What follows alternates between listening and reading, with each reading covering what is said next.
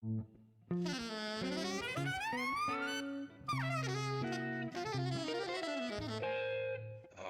Jazz.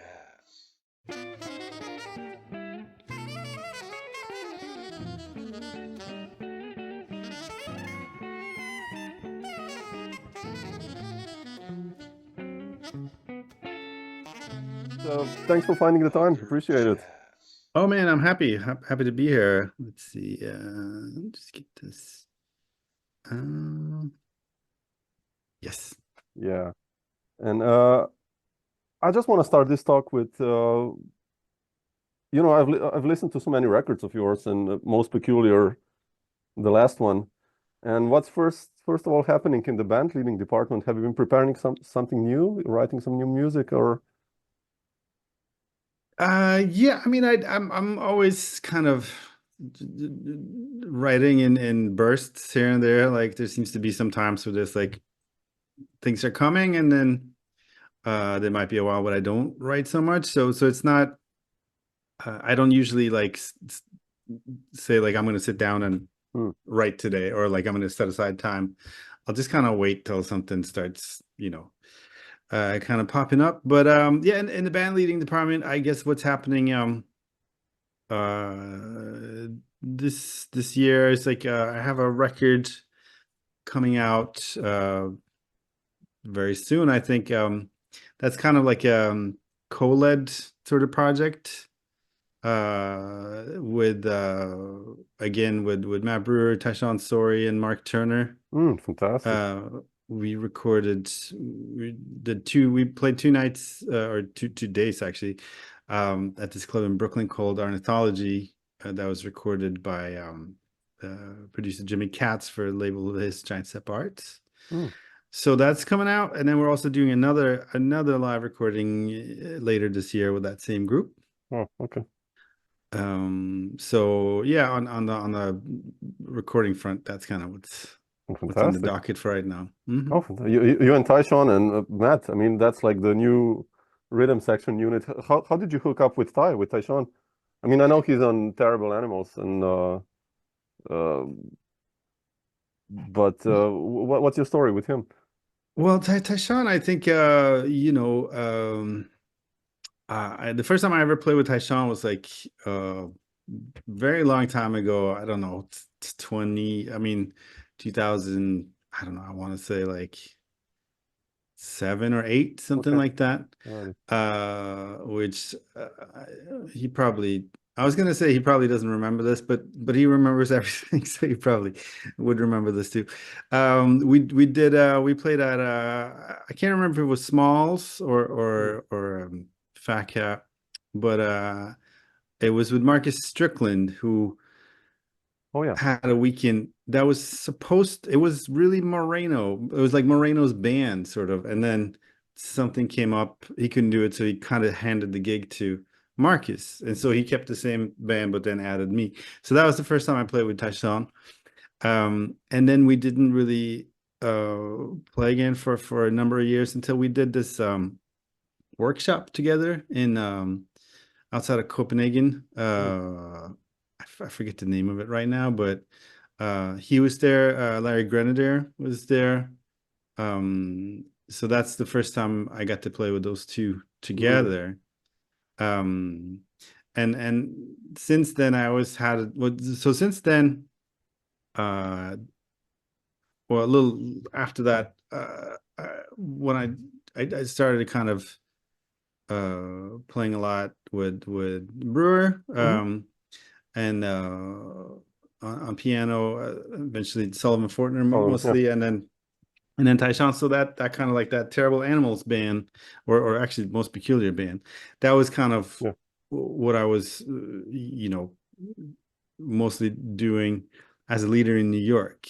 When I was touring, there's a lot of other things too, but that was kind of like that to me felt like the right combination, and I love, what's so fun about playing with Tyshawn is like I don't, I really don't know what it's going to do or where it's going to go, and I like that, I like that kind of sort of not discomfort, but like you know, like I know what you kind mean. of keeps you on your toes, you know, and I just loved the way that the different kind of personalities there between him and Sullivan and Sullivan and Brewer, and like that all worked. So that that Terrible Animals record could have really been recorded like a few years earlier and was supposed to. There was another label in the works there for a while. That eventually fell through, and it took so long.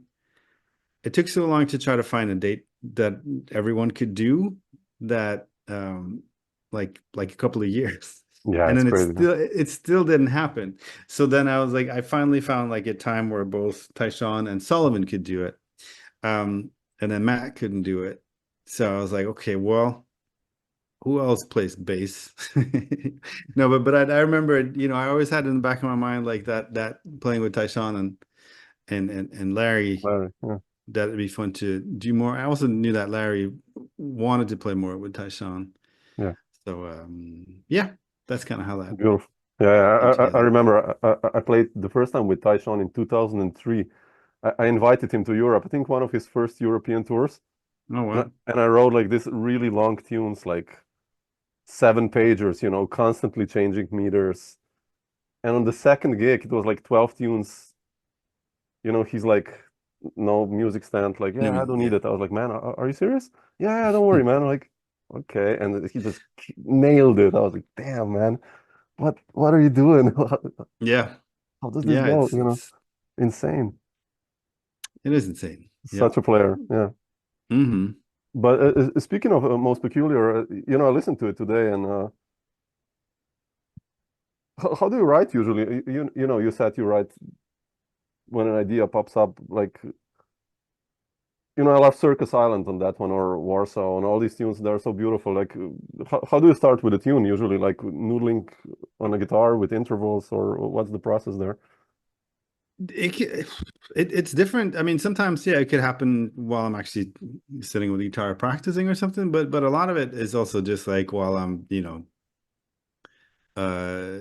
cleaning the house or like on a, you know, driving or on a bus or something. So a lot of them, you know, it's just like I'm hearing, you know, sometimes there's like a sort of baseline kind of thing or a melodic idea, or maybe I'm certain kind of harmonic movement, but a lot of it is just like initially like trying to, for me, the whole point is like trying to get to, like, if I have an idea, like, let me try to develop it as soon as possible, because if, in my experience, whenever I say like, oh, this is not a great time right now, like, can you come back tomorrow? You know, it's dead. Like, it has to kind of have that vibrancy. So I just kind of try to document something as soon as possible. So a lot of it is maybe just in the beginning, like, you know, me like humming something or like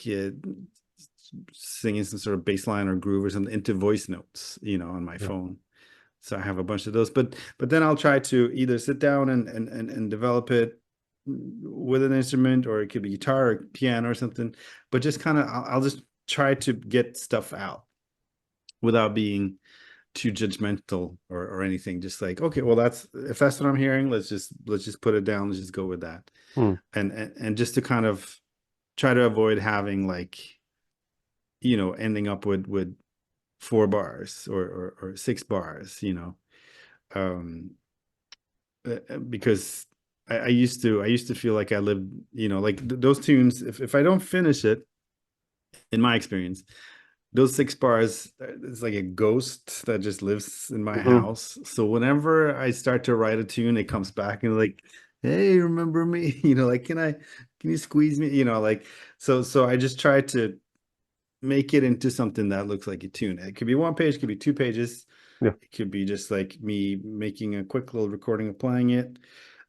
Or once in a while, if I'm at home and I have the time, like make a full blown demo of it, you know. But basically just so at the end, the goal is like, once I have an idea, then by the end of that day, I want to be like, here's the tune, like here's the chart, or here's the recording, and then I'll just kind of leave it for a couple of days, and then usually when I come back to it, it's really obvious to me the editing that needs to be done. Mm. Like, you know, that part that's not necessary. That part is good, but it's hidden, you know, like try to kind of make those that's kind of when I become very critical, and I, you know, like kind of do all the little painstaking, you know, choices about should do I need an extra beat? Should it be a beat less? Is that melody too active? Is it too, you know, all those kind of things. Do you still do corrections once you give the tune to the band? I mean, if I do what? If you still like revise it then after you play the first time with the band, or you just leave it like it is, or usually by the time I give it to the band, it's like I think I'm pretty sure. I mean, there's always exceptions to everything, you know. So like so sometimes something might not fully be ready, but I'll be just like, let's just try this on a sound check or something, just see, because just from, you know, I've had that experience quite a few times where sometimes I have something I was like, oh, this is whatever, but well, let's just try it, and then maybe somebody will do something and be like, oh, but there could be something here. And also vice versa, you know, sometimes where I have like, all right, you guys are gonna love this, it's gonna be amazing, you know, and then we play through the tune, is like, oh, like just no. Bizarre. But yeah, there might be minor little things, but my whole I try really hard to do a lot of like pretty intense editing before I ever put anything on the page.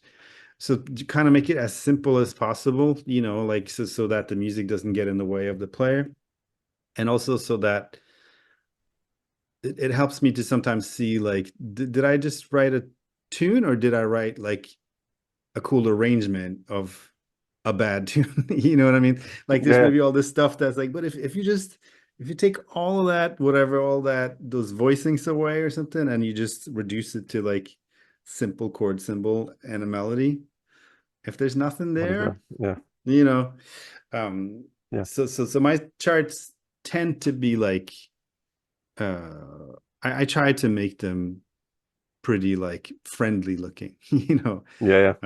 And I think a lot of them kind of are sort of deceptively trickier than they look, you know, because of some of the phrase lengths or some of the structures, but interesting.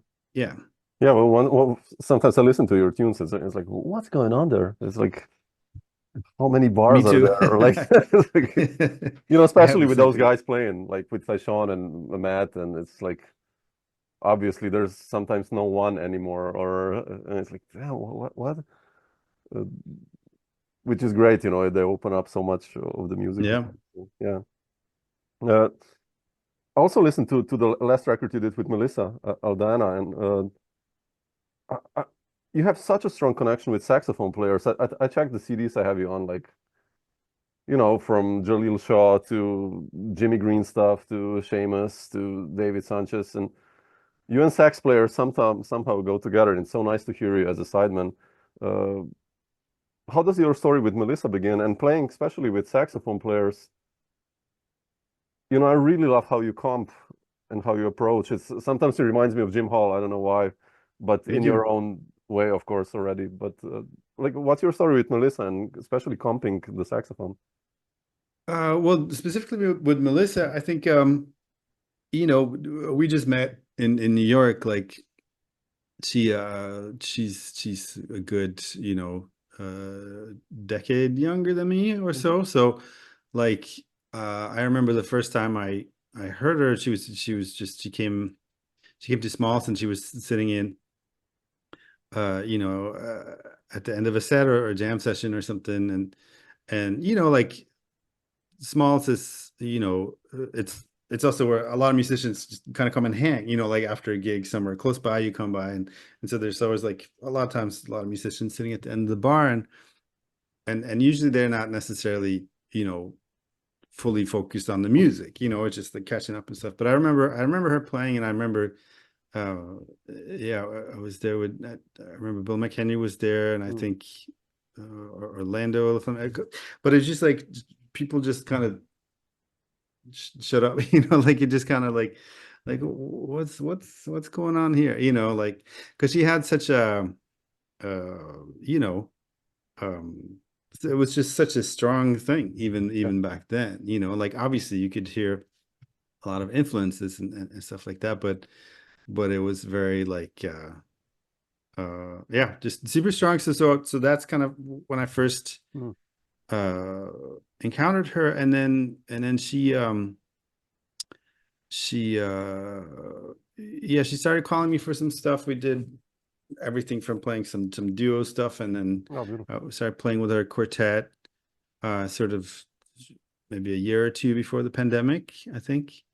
And then she wanted to kind of sort of early on, she approached me about like producing the next record that she was going to do, which ended up being that first Blue Note record, because she liked that Terrible Animals record I did, and where I did post production and stuff like that, and wanted some of those same kind of things. So right when the pandemic happened, she was starting to develop some of that music, and we are kind of co-writing some of the things, and I would work on some stuff and send her. So like, it became like a very yeah, just emailing things back and forth, and sending different things. So it became like a very unique situation, because we didn't have anything else to do, like, and it was great. I mean, for me, it was so great to have such a specific concrete thing to work towards, yeah. And then so we've done two records that way now, where it's kind of like some of the tunes are co-written, and then where I've produced and done some post-production and stuff like that. So it's been it's been really a great thing for me, because I really I like that band, everyone in that band, I would call them like, and I'm and I like the book that's being played in that band, and also having the chance to contribute, whether it's my own songs or co-writing things and stuff like that. So it's a very fortunate situation to be in. Yeah, beautiful. What about you and comping? So comping, yeah, it kind of really, I think the root of it, well, in a way, it comes out of desperation or necessity. Like it's really something that I started doing a lot because I had to. Like I used to, one of the first sort of real steady gig that I ever did was when I was at Berkeley in Boston. I used to play this place called Wally's on the weekends. And the reason that they called me was, I think, a big reason probably, is that the piano was in rough shape, or maybe it even wasn't there. So it's like, could have a keyboard, I guess, but it was just, but I started playing there because Jalil Shah started playing there, and we were playing a bunch, and so he kind of got me in there, and then so that's where I just had to do it, because those the way that those sets worked, I think we started about 9, and then we played till about 1:30, and it was 1 20-minute break. Shit, man. Okay. That's it, so it was just like playing like 4,000 songs a night. And then so I had so many chances to fail in so many different ways to do that,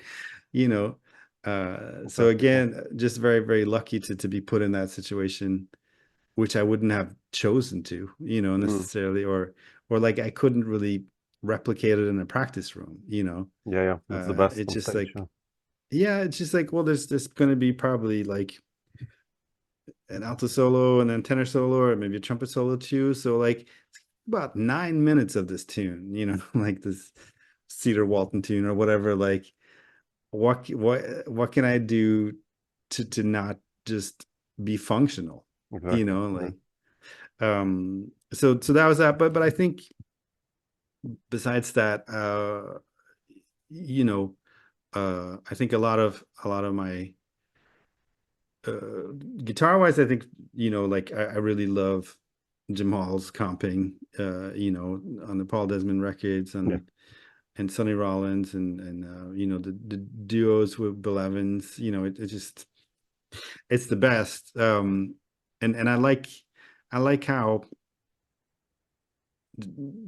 much space there is sometimes, and then like and how little you can play sometimes to get a really full picture of harmonically what's happening, or a certain color. And I think also Monk I got a lot of the same thing from Monk, where it's like, for guitar players, it's not so easy for us to play like, Art Tatum or something, unless you're like Pasquale, Okay. but you know what I mean? Like those huge voicings, and to me, like if I'm playing in a rhythm section, that's not it, like it sounds clunky and heavy. So hearing the way that Jim Hall did that was really eye-opening. And I think also, now that I look back, like I think a couple of the records that really kind of set me on a path that probably lasts till this day was well,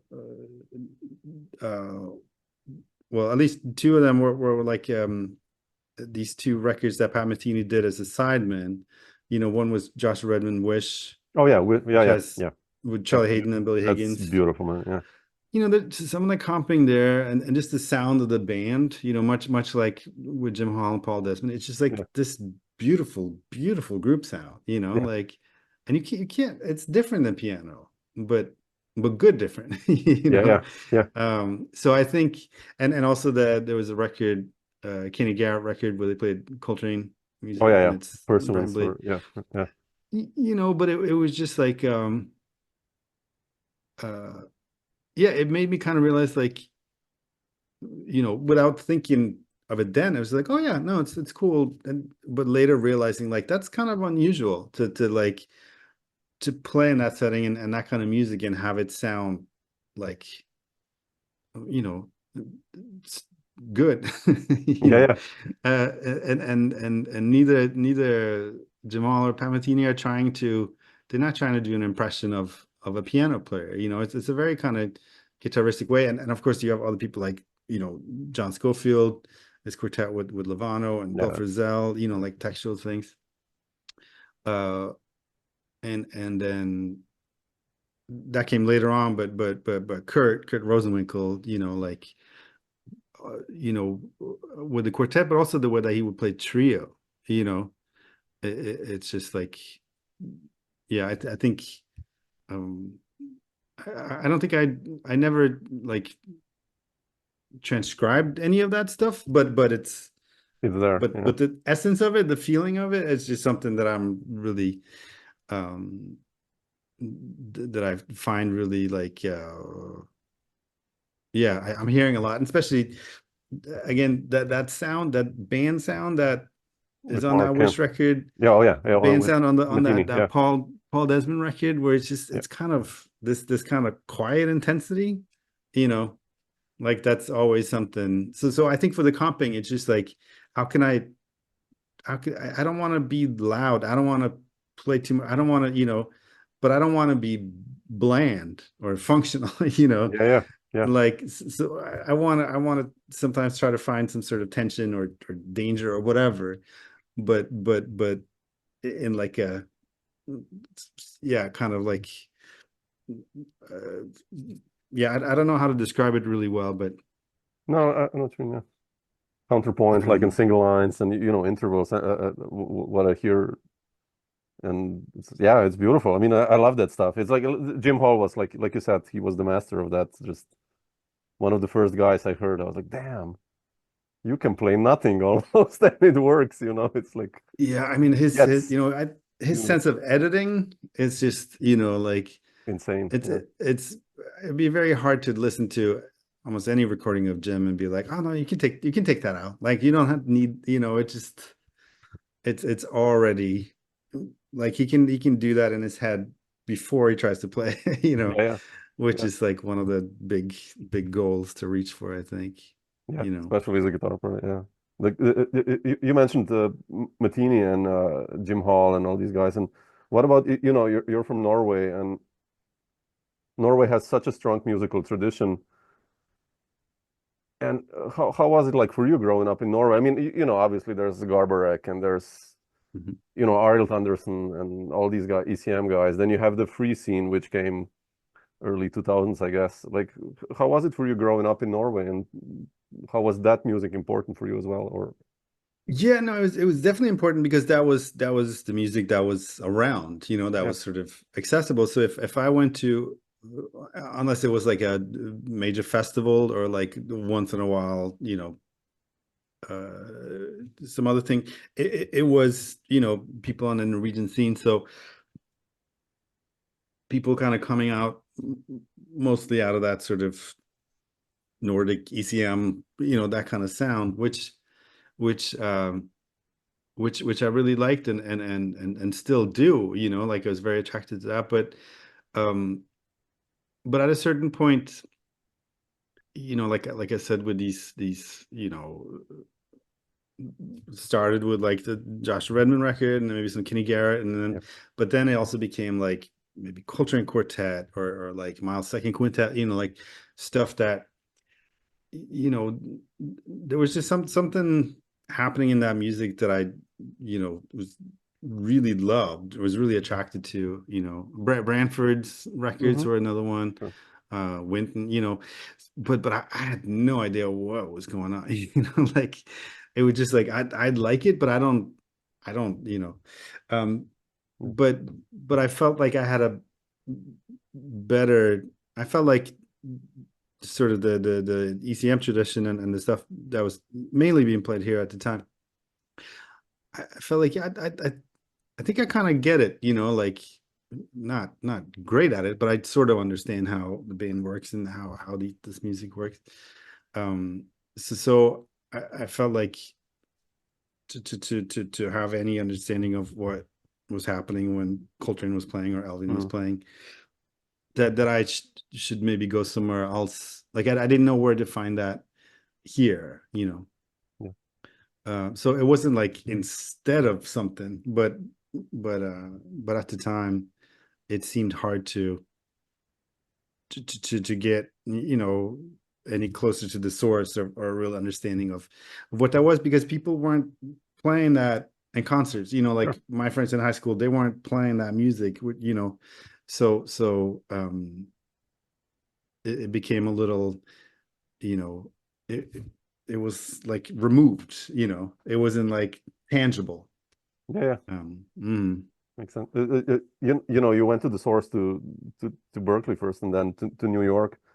How was it especially for you when you came to New York? And I mean, obviously later the Monk competition helped, but when I think of early 2000s, the amount of guitar players in New York back then, it's crazy. If I can start naming the older generation players and your generation, I mean our generation, and it's just insane, the quality. How was it for you, when you came to New York and seeing all that, and who were the first connections you actually made and the gigs you got? Yeah. No, I think, because I came from Berkeley first, like that was kind of my first entrance. So that was kind of so shocking to me, that kind of lessened the impact in a way, because like when I came to Berkeley, this is pre YouTube, this is pre like Cars, basically.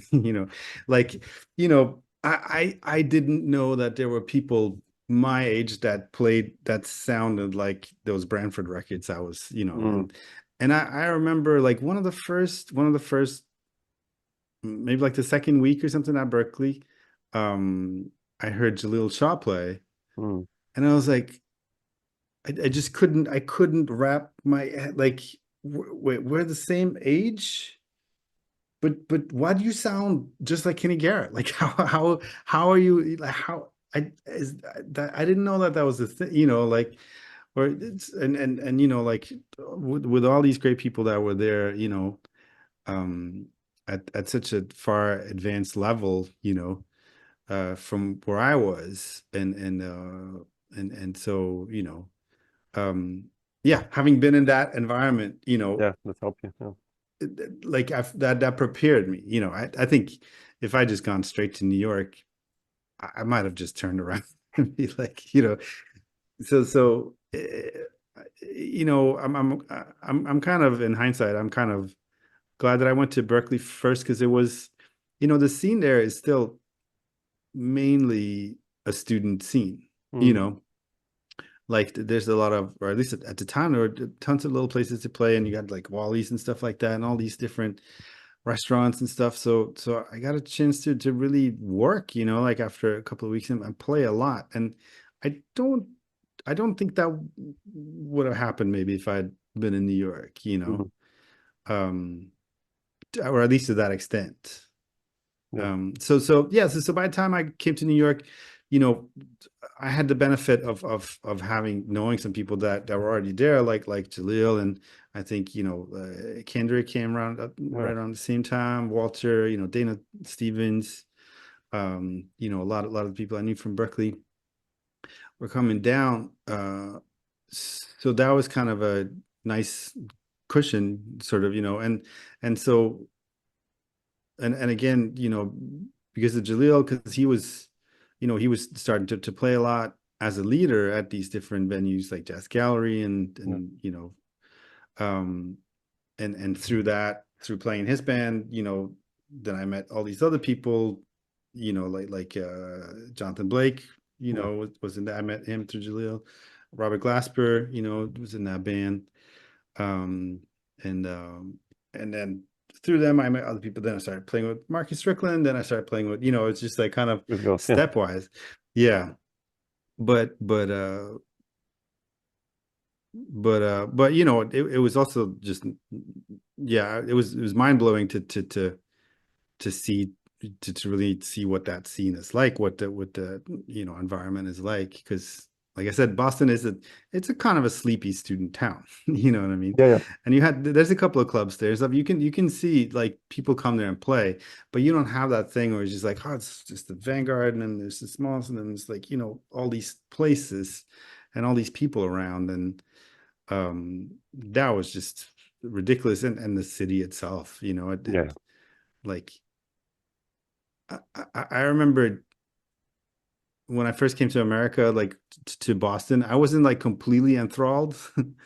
I was like, yeah, it's cool, it's all right, and I just figured like, okay, that's all right, that's what the US is like, I was like, cool. And then I got to New York, and I was like, oh no, Boston kind of sucks actually. Like this is, this is amazing. So I was in some ways prepared for New York to a certain degree, but it still had a lot of like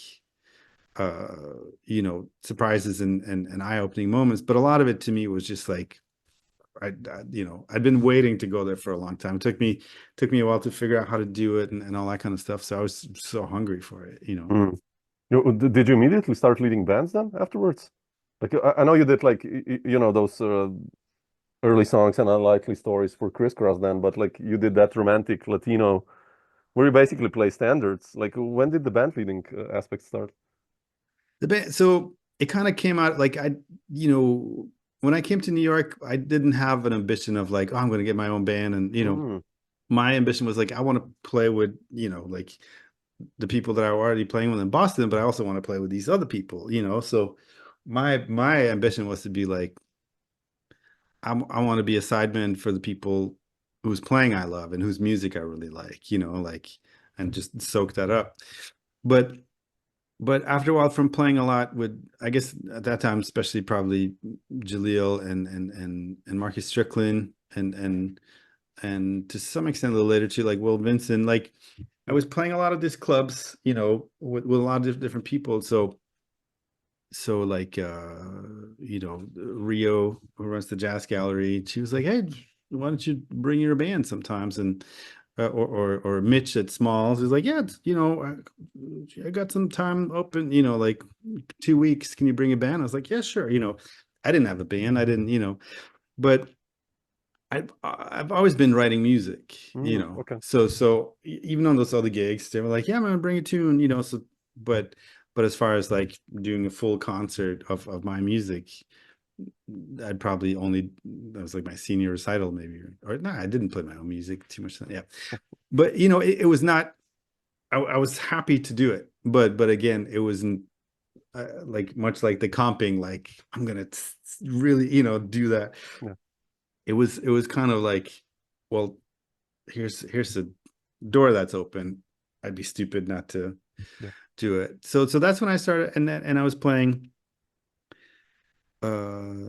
Yeah, since then, you know, playing pretty frequently in New York as a band leader, and it's a combination of, there were certain periods where it's like the band is pretty steady, you know, even though people are always kind of coming and going. But in those early days, it was usually Aaron Parks and Seamus, Ben Street, and Marcus Gilmore. And that was that for a while, and then eventually, yeah, the different configurations of stuff. But that was a pretty steady one, and then later on the one, you know, with Sullivan and Tyshawn and Matt.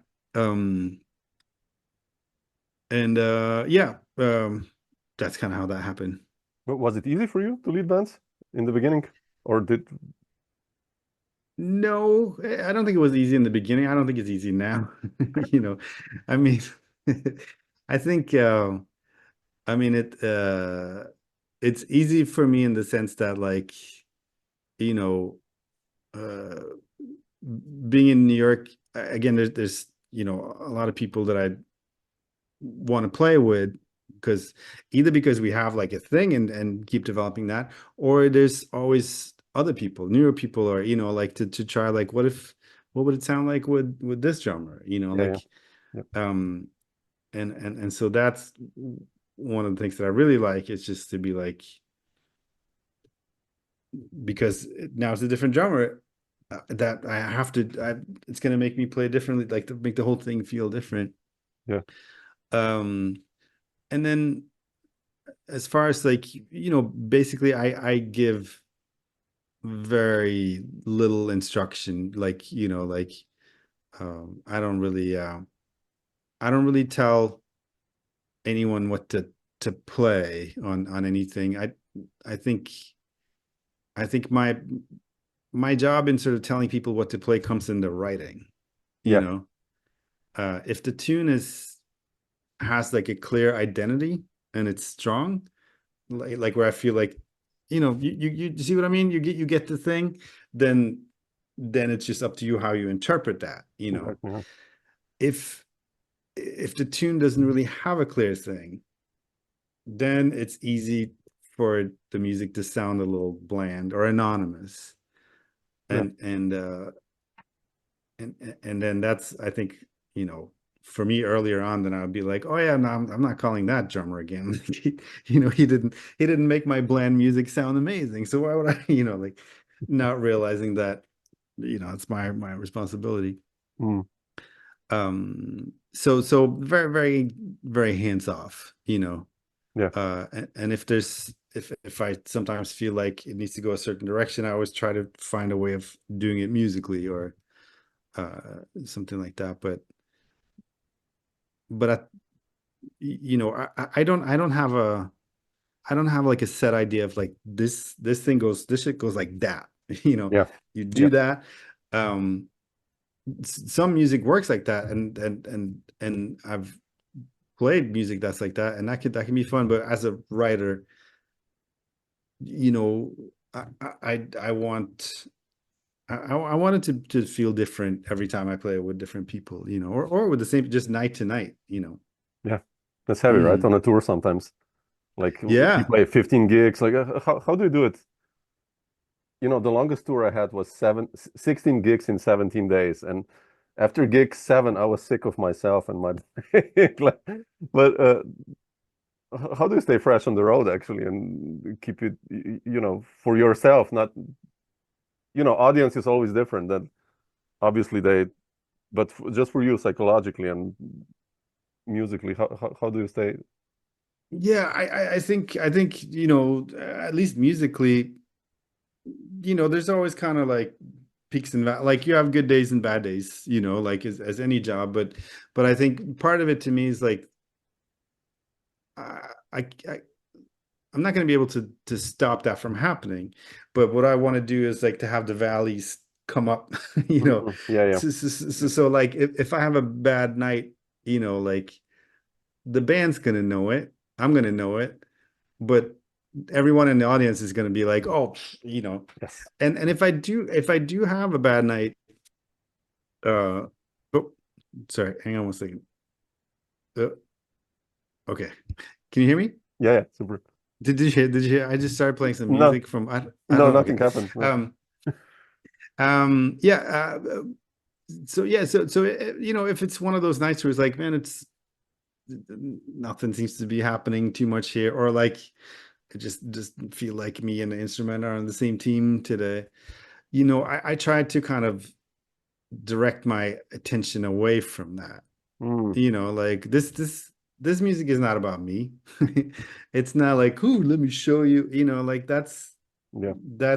you know, that's not the point. It's more about trying to deliver the songs and to have a real-time conversation, you know. So if it's one of those nights where I don't have too much like interesting input in what you're saying, I'm gonna be like, oh, cool, tell me more about that. You know, like just to kind of like, Yeah, let's that's a just, good you know, approach. Yeah. because the worst thing I can do, the way that I see it, is if I was like, oh man, I suck, and like, oh, and just like think about what I'm doing and how shitty that is, so that I'm actually ruining the whole gig for everyone else. Now am I playing, but with my attitude, you know what I Yeah, mean? yeah. So, That's a good point. Yeah. um, yeah, but I'm not saying that it's easy, but that's sort of No, no, but that's where, where, so important. where I Yeah. try to go, you know, and just like, well, yeah, so I'm not playing all the things that I wish I was playing or whatever it is, but but nobody cares. Yeah, You yeah. know, No, like no. you know, like they don't.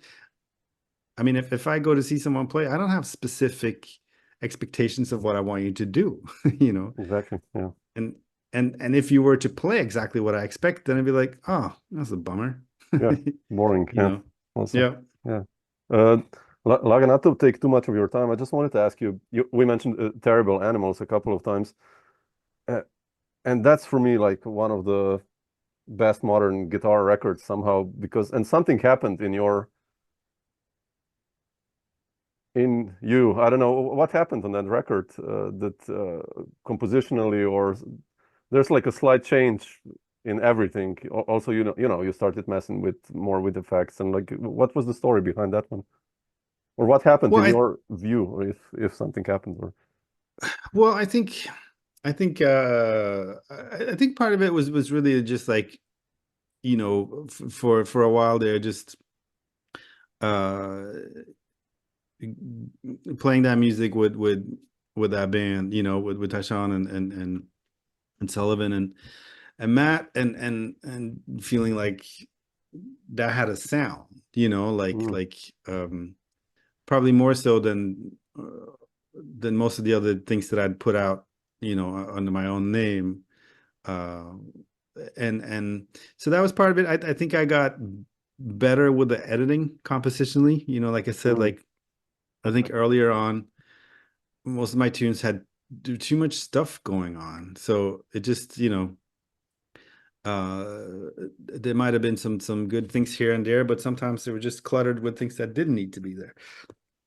so I think that helped. I think I was also just coming in more into my own as a guitar player, just like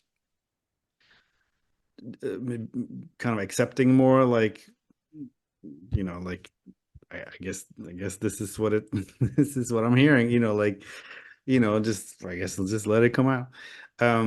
But another big difference is that on that record, we recorded it the same way that all the others were done, just a few hours, like acoustic quartet, whatever, without any like splicing or like overdubs or fixing. But that one, after we did it, I brought it home, and then I started thinking like, there's this nice thing here that I wish it would come up a little bit more. What if I doubled that, or like Okay. add a little layer here, or like so kind of started actually using the studio, even though the studio in this case was just at the basement of my apartment in Brooklyn. But it allowed me to do stuff and take risks and spend hours on something and be like, nope, that didn't work, which I could never afford to do in a studio. And since I'm not touching the original session at all, so and most of the overdubs are like completely different sounds than the actual guitar sound. I'm not doing anything with those basic things, so it's like really reverby things or effecty things or things that sound like they're not guitar, or just sort of it's a doubling of something, but it's like a tremolo sound. It's all the way over the. So these kind of atmospheric things, which like really the initial process is just like we're just playing a gig and it's being recorded, but now I'm gonna layer that and add some things and make it more sort of add this whole other layer of production, but it's completely separate from like I don't try to replicate that on a gig or anything like that, like it's a studio album, but it started as a gig, No, it's amazing when I listen to it. Like the first time I listened to it, I was like, "Damn, what is this now? Like, what did he use now?" And it's so good. It's really good. I mean, you did such a great job there. It's just when I listen to your discography, it's like, yeah, wow, great, great. And then this one, it's like, wow, fuck, man, it's like insane, really. Yeah, I mean, it allows you a different way of sort of expressing yourself as a composer or arranger or something like that. It's not about me as a guitar player or it's more like a textural thing, Exactly. And so it's really fun to play with that, but it's also it's a luxury to sort of have like all the time that you're not paying by the hour or something, you're not paying an engineer, but at the same time there's things that I've worked on like so many hours, like days maybe, and nobody will ever hear it. If you took it away, then maybe some people will be like, oh, but it's like it's this subtle stuff because I don't want it to be too upfront. Like my whole goal is sort of be like, there's something, but it's not too distinct. But if you hear it without it, then you'd be like, oh, but you can you can go a little haywire with that too. Like there's there's one Larry Grenadier takes a solo on one of those tunes on Terrible Animals called Brasilia. And I transcribed that solo and doubled it. I don't think he even noticed. Like, I don't think anyone, That's like, insane. Wow. but for me, it was just like, oh man, this is so great. This is so beautiful. Let me just add, but you can't really hear me play, just like this That's thing. crazy. Wow. But and yes, so there's a lot of those moments. So Yeah. sometimes doing those records can be super fun, but there's also other times where you just walk in and you just like, let's go right to tape, Yeah. record for like 4 hours, and then that's the record. Like it's pretty much mixed. It's like just go, Yeah. I love that as much, but it's nice the to go back. crisscross records usually. Yeah, just like punk spin. Crisscross are like that, but yes, I did one also with Tyshawn and Matt Brewer called Ashes, which was a trio record where it was like with no rehearsal. We'd never played the music before, like all this Andrew Hill music and stuff like that. And it was recorded like pretty much, the way you would in the 60s, just straight to tape. And then we played all the music maybe twice, and then that's the record. You can listen to it now. Like that's pretty much, and listening back on tape, which is fun. It's just like, wow, it's done. I don't have to go home and like sit with this and, so yeah, I like that process too. Beautiful. Yeah. Fantastic. Yeah. Otherwise, Lage, what's still on the schedule for you for this year? I mean, do you have any plans? I mean, you are in Europe, you're set in New York kind of now. Do you have any plans bringing a band to Europe, like on a tour, or what are the touring schedules for the fall? The touring schedule this year in Europe is basically with Melissa. I'm playing one festival in Sweden in October with my band, but that's kind of right. Yeah, I have to miss one of the gigs with Melissa to do that. So for Europe this year, it's not too much under like as a leader. Next year I'm planning on doing definitely more of that.